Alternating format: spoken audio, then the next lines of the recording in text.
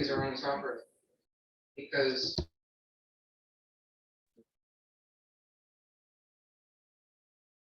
welcome. We're giving a few minutes for everybody to go ahead and join, and I'll go ahead and start with their introductions. As you sign in, you see it, we have our slide here. If you just want to go ahead and give your full name and your institution, that'll really help us out when we're going and answering and taking questions along the way.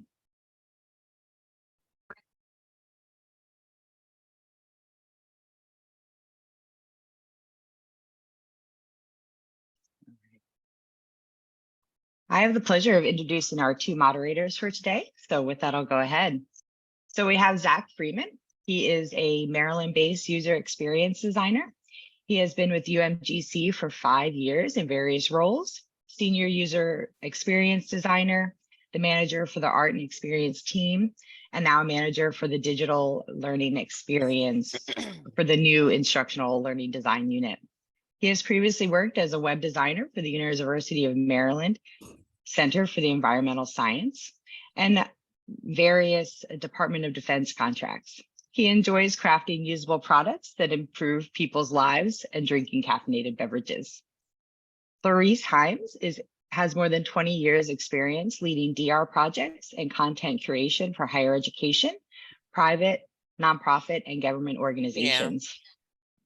Yeah. Hi, yes. Could everybody please mute their mic? That would be great. Thank you so much. Laureece, during this time, she actively participated in the evolution of DR and content management methods and systems in the fields of publishing and higher education. In her current role as manager for learning resources, as well as various former roles at UMGC, she developed and managed strategies for content curation, especially the adoption of open educational resources, working closely with the schools to build a learning content ecosystem and ensure a high quality learning experience for the university students. So with that, I would ask that everybody go ahead and continue to mute their microphone, and I'll turn it over to Zachary and Laureece. Thanks, Catherine. I'll go ahead and share my screen and we can get started. All right, quick thumbs up if everyone's seeing the presentation. Perfect. So first, I want to thank Catherine for moderating today's conversation and MOL for hosting us. My name is Zach Friedman, and I'm the manager of digital learning experience at UMGC's Integrative Learning Design Unit. And I'm Laureece Hymes, manager of digital learning resources in UMGC's Integrative Learning and Design Unit. If you have any questions about this presentation, feel free to post them in the chat, stay for the Q&A, or email us at zachary.friedman@umgc.edu or laureece.hymes@umgc.edu. So this morning, we're going to talk about OERs and accessibility and some basic information for staff and faculty to create accessible, open educational resources. We're not here as authorities, but really to help facilitate this important conversation.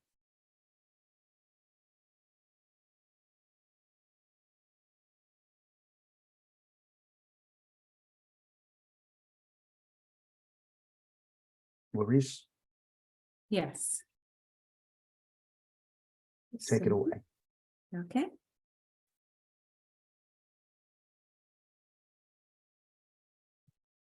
At UMGC, we use W3C WCAG for all accessibility standards. These guidelines are divided into 4 principles and cover a wide range of recommendations for making web content more accessible for all people. We treat accessibility and we would recommend that you treat it as any legal, diversity, or ethical issue. We partner and or consult with our legal affairs and accessibility teams. As you know, accessibility, ADA, copyright, and OERs have individual and collective laws, standards, and requirements. According to the specific and or general issues, they can be complementary or conflictual. The next slide lists a few definitions for most frequently used accessibility terms. There are many others, but these are the primary ones we wanted to share with you. And we'll be circulating this deck after the webinar, so everyone has access to these. Laureece and I have been coworkers and friends for almost 6 years. And in our time together, we've discovered that we have a lot of similar hobbies. Deep sea diving, that is Laureece and I. Space exploration, that's Laureece in the spacesuit. And finally, reading. And one of my favorite places to find books is a little surprising. The Little Free Library is a community-driven library where individuals can borrow or leave books. And I want to highlight 3 things from the Little Free Library's mission statement: building community, expanding book access, and volunteer-led. I find a lot of similarities in the ethos of Little Free Library's mission statement and OERs and accessibility in general.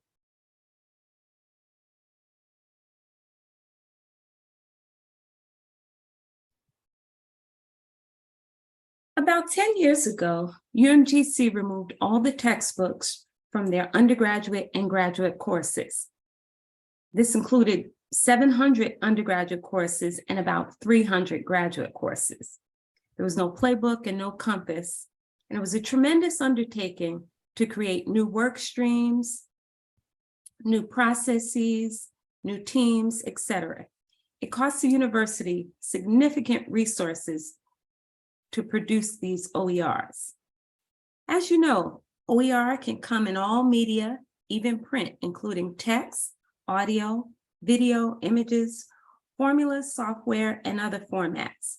Students have a wealth of openly licensed content to advance their educational goals. But we must remember that there's inherent legal exposure in every OER. They have a life cycle and they don't come ready. Most of them are available under a Creative Commons license, which allows for use under certain conditions like attributions without getting formal permission. There are colleges and universities who have online programs and institutions who have thriving OER initiatives. But it was UMGC who, in 2013, changed the higher ed landscape by removing these textbooks from the majority of all its courses. It was a wide-scale adoption of OERs. And as you can see, this slide lists some of the major headlines where UMGC was featured. My favorite is from 2017, where the removal of our textbooks was actually an answer to a Jeopardy question. As I stated, no other institution had accomplished this feat, and we established ourselves as a pioneer of this effort. I'd like to make an important distinction that UMGC has made all of its OERs accessible. They've been modified to address students with disabilities. Why use OERs? Once we share this slide deck, there'll be a link to our UMGC OER LibGuide. It includes major OER providers, definitions, it breaks down the different licenses, how to write attributions, etc. This site has been viewed tens of thousands of times. One of the main features of the page discusses the advantages of using OERs. These include expanded access to learning, scalability, the ability to modify course resources to better align with learning outcomes, the augmentation of class materials, the enhancement of regular course content, and an increased student interaction with course resources. Of course, this is less of an expense to the students. It can substantially reduce the cost of course materials for all students. The next slide discusses a few irrefutable truths about OERs, and we'd like to discuss them before we move forward.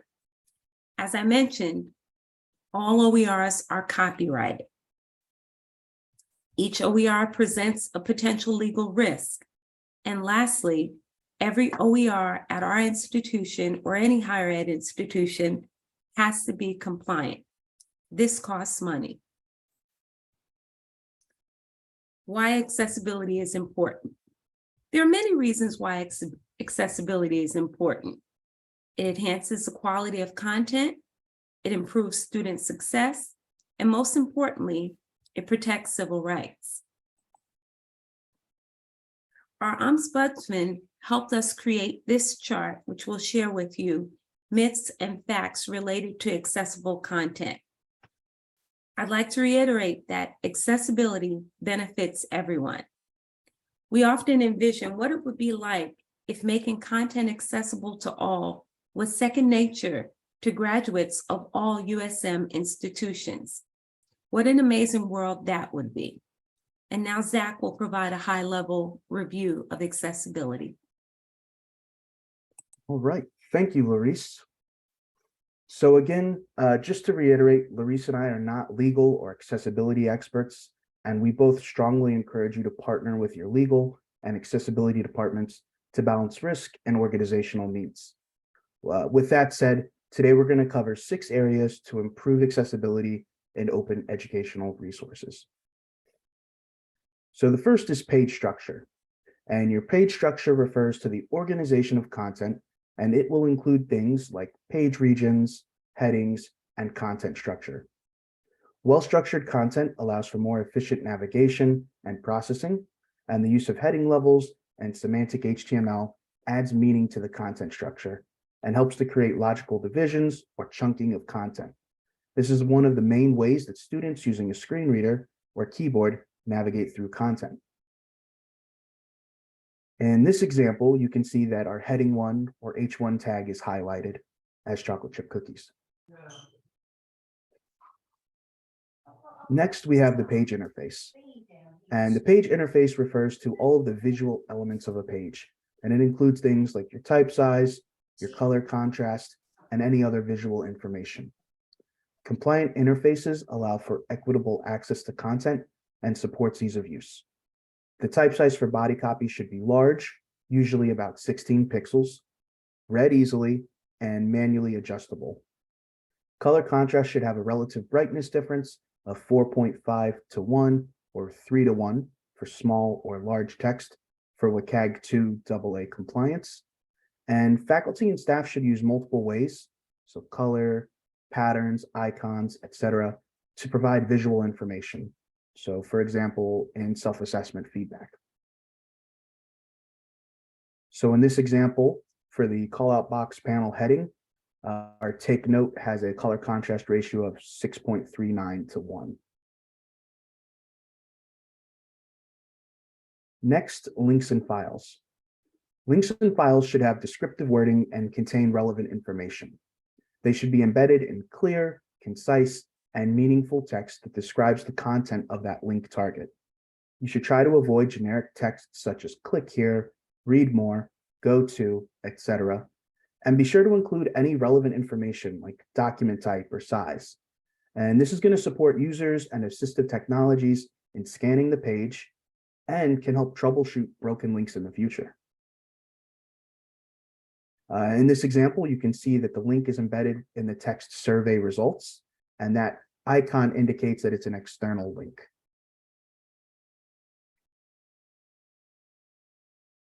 Next, we have images. Images must have alternative or alt text and be optimized for the web.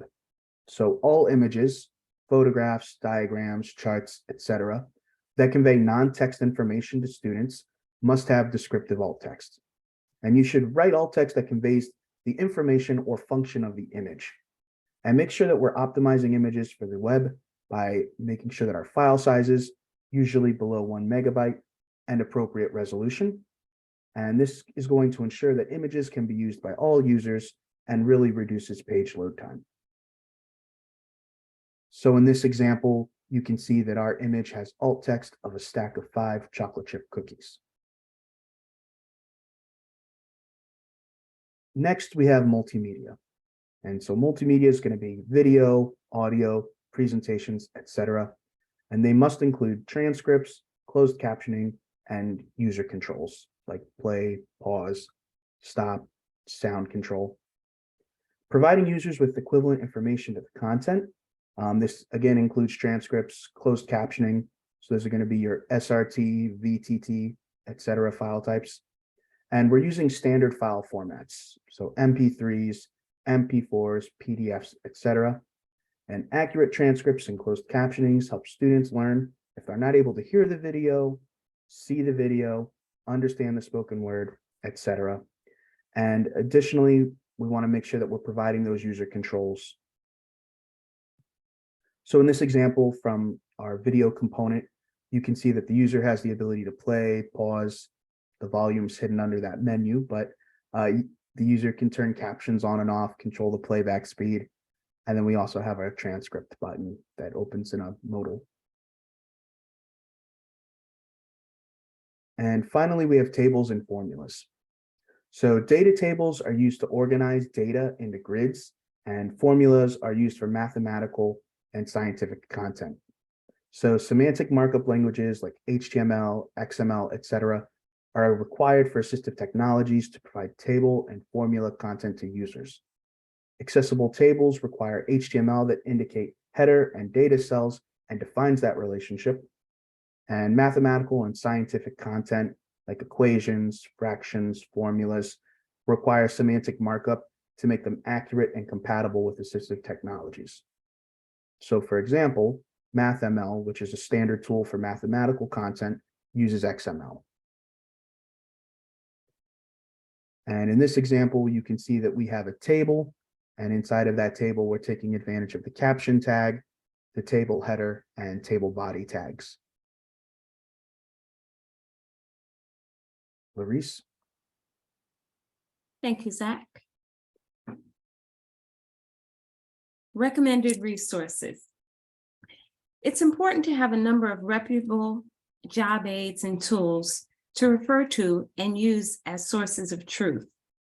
Of particular interest on this particular slide is the last entry, which is a listing of all colleges and universities who have had major accessibility issues. Next slide. And then on the next slide, the tools. In the spirit of openness, I would strongly encourage you to use reputable tools that already exist, meaning they can be adapted, they can be modified, and they can be used and shared without permission. I'd also ask that you note the last entry on this slide. To Care and to Comply is an openly licensed video, and it's great to use for training purposes. Again, we do not come here today as authorities, but facilitators of this important conversation.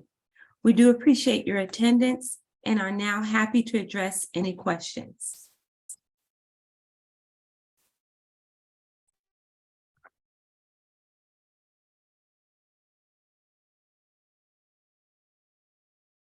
So we don't have any questions in the chat just yet, but I am certainly here to help monitor those. But I would think anybody can certainly come off mute to ask their questions.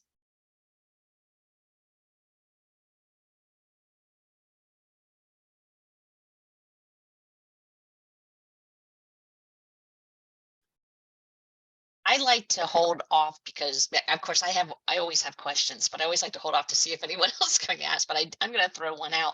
When you applied these, your OER standards, because you have a ginormous institution with so many courses, how did you? And I apologize because I know you touched on some of this, but scaling up, like, how does that get done, and how much buy-in from the faculty and the facilitators and the course, the people who are actually creating or checking for the accessibility for the courses? Do you have a lot of buy-in, or do you have pushback? Or I'm just interested in how, with Maryland Online, we have a lot of smaller community colleges. I could see it being a huge undertaking. I can't even imagine for UMGC. So that's my question.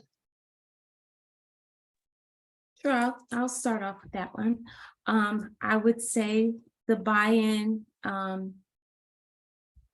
covered many different spectrums.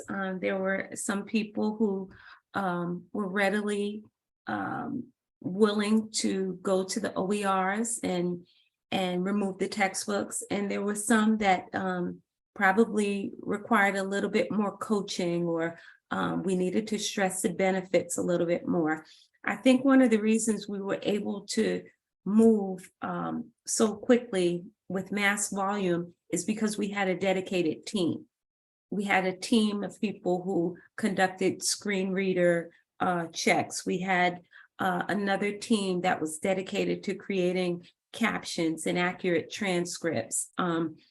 But probably most importantly, we had, I don't want to use the word rigid, so I'll say specific guidelines that we followed. For example, we had a 28-point vetting checklist to make sure that the OER was credible and reputable and from the appropriate copyright holder. And then we had faculty or subject matter experts put everything in a table and provide it to us in a very organized format so we can conduct the digital rights review, the accessibility review, and then write the accurate attribution. So it was a steady but very specific workflow that we followed. Zach, did you want to add anything? Yeah, I think the only thing I would add to that, similar to what we were talking about with the free little library, is really emphasizing the community piece of this. And I think without having buy-in from the faculty members and from staff, it's not going to go well. And in addition to that, it's looking at what technology you can take advantage of to help scale some of this. So at UMGC, we took advantage of a content management system called Adobe Experience Manager, or AEM. And one really nice thing about any content management system is that it, I don't want to say automates, but it helps alleviate some of the manual work when it comes to ensuring that every image you upload automatically has that alt text field that's required, that you must add before you can publish the asset, all of the components, making sure that they're already accessible so you build it once correctly and then you can use it without any concern moving forward. So I'd say those two pieces, community and then making sure that you're using the right technology, are really going to help you. I'll add one more thing, and that's that we had a team of dedicated researchers. So instead of, the faculty members having to find their own OERs, they gave us specific topics. And then we went out and performed, high-level research to say, here are a number of OERs you can choose from.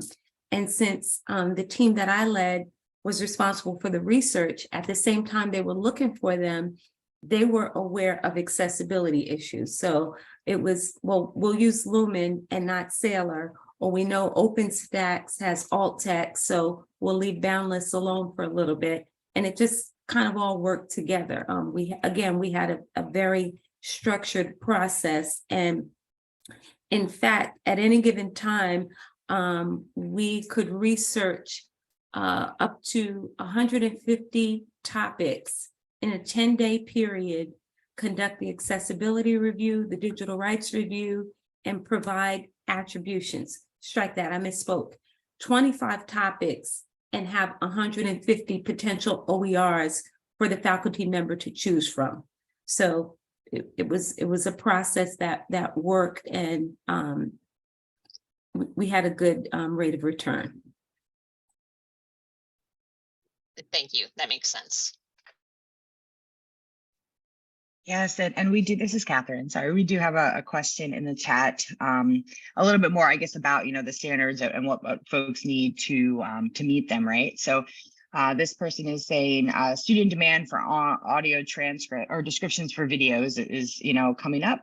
It's obviously a high cost to hire people to do that.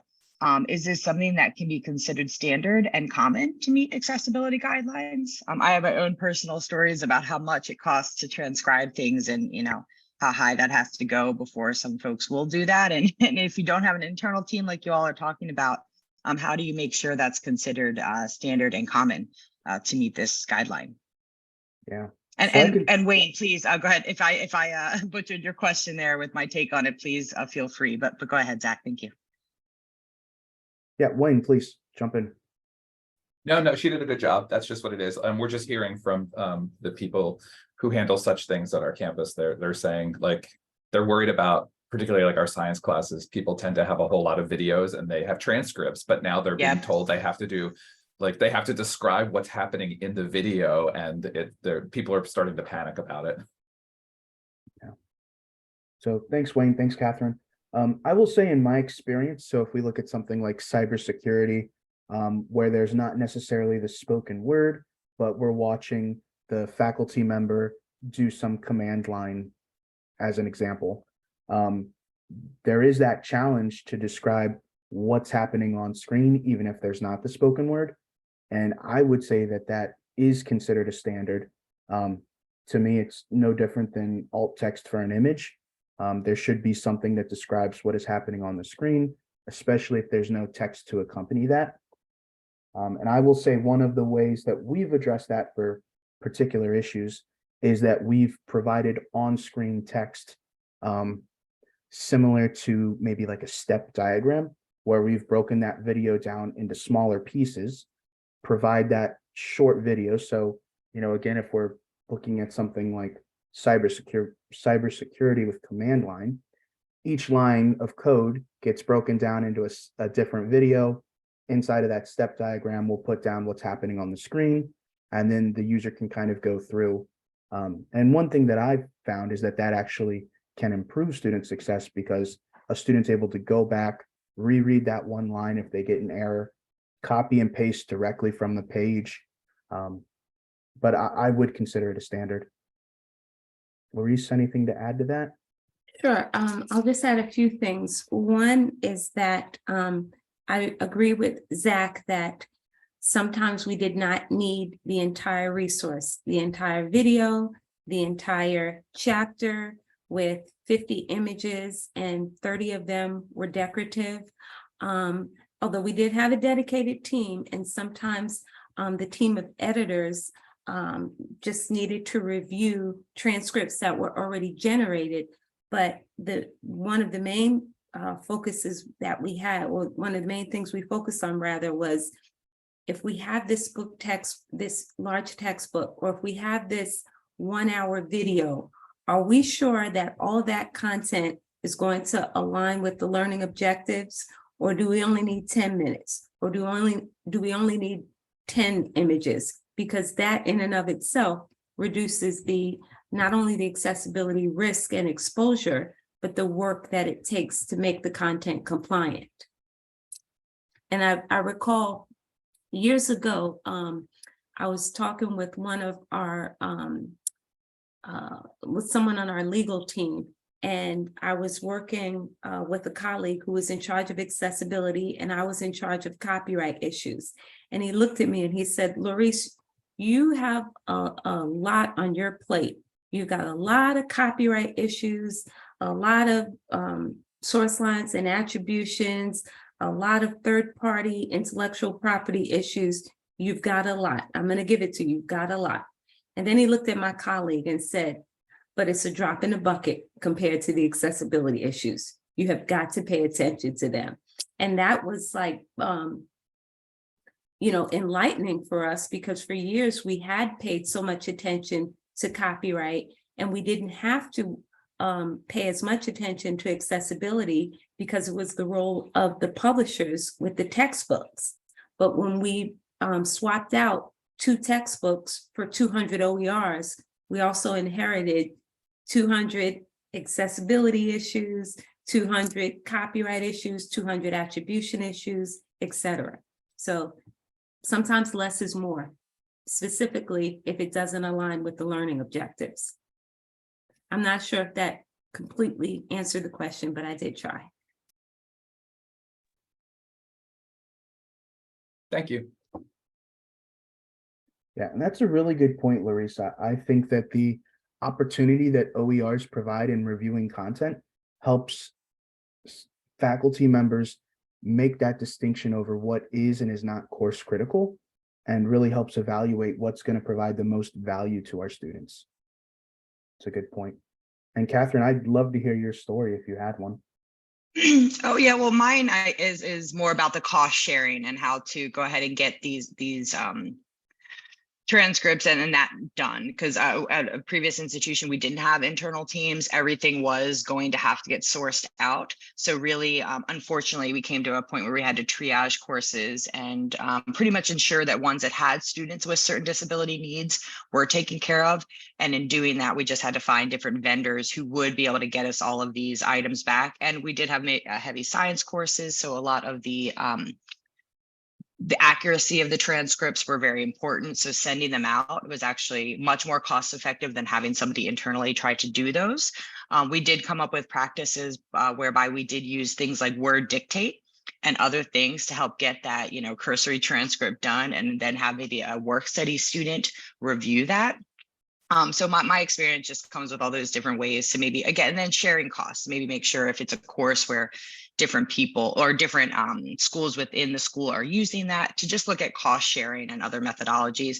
There are some of these companies that if you do like an invoice type billing versus a one-off billing, you can get different cuts in that way. So mine, we're just really just talking about the boring money part of it, but really I think that drives a lot of it depending on your institution. And if you don't have, supporting structures within it to just send these to, what you do when you do have a student who calls you and says, I need this entire course accessible, and it's not, right? I think getting ahead of that with what you all are saying and really looking at the content that you have makes this really a holistic process that I think then everybody can have an appreciation for it. Sometimes the faculty don't understand just that dollar value, or then, really when is it going to come into play? So I think just having a big picture of it is very helpful. But sometimes it takes away from what we actually need to do and just focus on the content. So hopefully that helps. But I think what you all are saying is a lot of the spotlights, the faculty and making sure they need that content. Is that content something that has to be transcribed? Can they find it in different ways, chunk it down, break it down? And if not, how do we maybe support them in doing that? Things like Word Dictate and other things that'll help them get that transcript. But then maybe employing or deploying some other unit inside to just give it a once over review, because we know any of those dictation services certainly don't get high science terminologies. Those are great points. I would also mention looking for content in accessible collections. We never reinvented the wheel when we didn't have to. In addition, once we made content accessible, we kept that in discrete locations. So if there was a similar need for a similar course offering, we could go back, and because it's an OER, if we needed to modify it a little bit, we could do that as well. We didn't have to start from scratch each time. Yeah, really insightful. And, to add to that, I think this goes back to three things that we touched on. Number one are sort of the lawsuits that come with not being compliant. And again, this is where that partnership with your legal department, your accommodations department is so important, because there is that balance over business needs, organization needs, and then user needs. But I think at the end of the day, that technology that is helping to support this work is becoming better and better. And if we look at something like YouTube, which does provide the AI generated captions that might get you 75, even 85% of the way there. There are other tools out there that are coming online every day that help make this work a little bit easier. And if it can get you most of the way there, and then that last 15, 25% is manual, I still think that's a big win. And similar to other DEI elements, I think some is better than none. And, making steps towards that goal is great.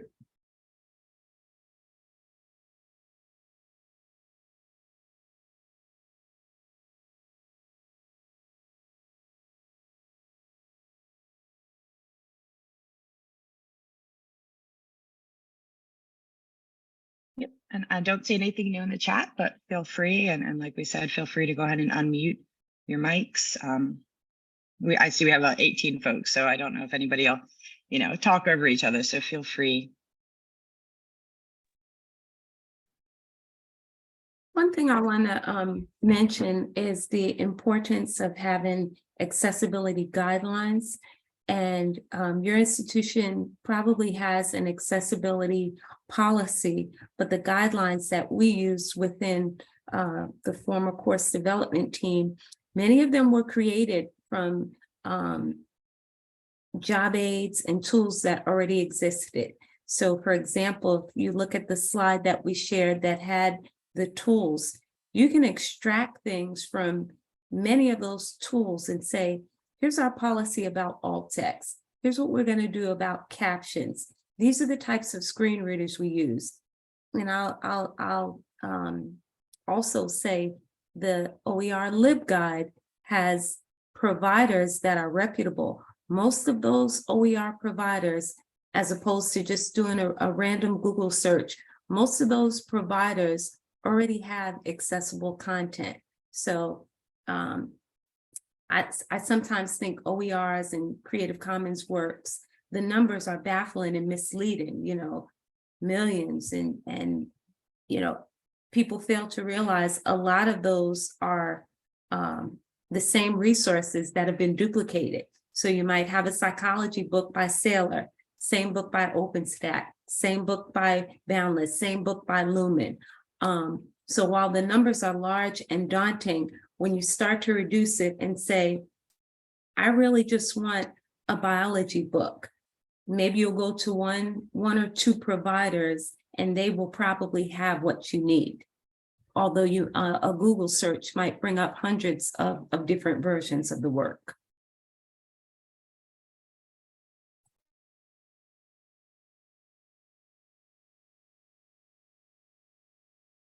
Yeah, thank you for sharing that. That's a great point, because yeah, sometimes a Google search, if you don't know where to start it is overwhelming, right? And then it's like, how do I choose the right one? Am I even setting myself up for failure here? So I appreciate you saying that.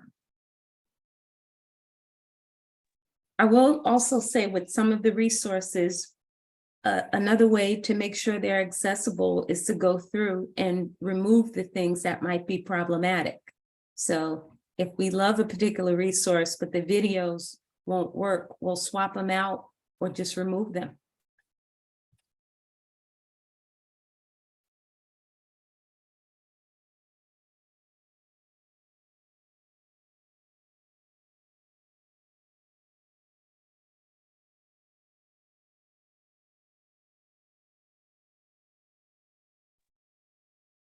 Catherine, you may be muted. No, I'm just breathing over here. I was gonna say I can make a joke about filling silence. That's something I can usually do, but I know honor everybody's time. If everybody has, you know, addressed all their needs and everything is met, I'd love to thank Zachary and Laureece, and it's been such a great session for me. It looks like Zachary's saying LinkedIn. Oh, yeah, perfect. Sharing some information there. That's great. Thank you so much. Looks like Zach has shared his LinkedIn profile in the chat for everybody. It sounded like you guys will be sending these, the assets, the PowerPoint files probably will be coming along with the recording. So I think with that, if no more questions, I can stop sharing. We can stop recording and we'll go back to, to our regular days of some of us taking care of accessibility and OER. I'm sure we all have some new things we can think about and deploy in our day-to-day. So this was great. I really enjoyed it and really want to thank everybody again. Awesome. Thank you, Catherine. So, yeah. Thank you to you all for joining us. Perfect. Well, with that, I'll go ahead and stop the recording, stop the sharing, and thank you so much. Have a great rest of your Wednesday, everybody. Thanks.